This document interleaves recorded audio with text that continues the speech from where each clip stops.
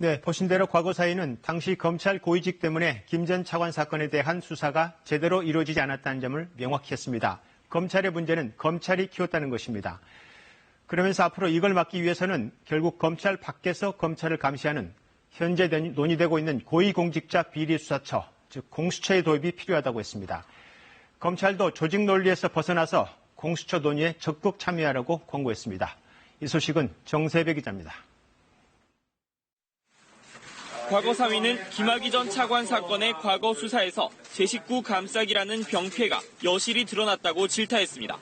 전현직 검사의 직무 관련 범죄를 검찰이나 경찰이 수사할 경우 사건 실체가 왜곡되거나 축소 수사, 부실 수사 의혹이 있을 수밖에 없다는 겁니다. 그러면서 국회에서 신속 처리 법안에 올려진 공수처 논의 과정에 조직의 이해를 넘어 검찰이 적극 참여해야 한다고 권고했습니다. 검찰의 그 과오를 검찰 스스로가 바로잡기 어렵다라는 것은 이 사건을 통해서 과거 사위는 오늘 발표로 1년 5개월간의 대장정을 마무리했습니다. 검찰권 남용과 인권 침해 등을 바로잡겠다며 출범한 과거 사위는 모두 17개 사건을 조사 대상으로 삼았습니다.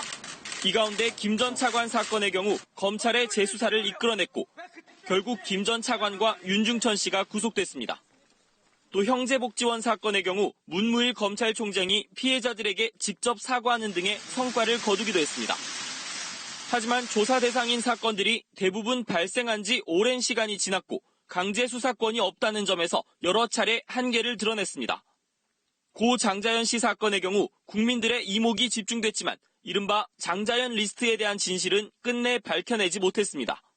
여기에 시작부터 조사단의 자질과 외압 논란 속에 일부 위원들이 사퇴하고 막판까지 조사 결과를 두고 내분이 일어나는 등 부침 속의 활동을 마무리했습니다. KBS 뉴스 정세배입니다.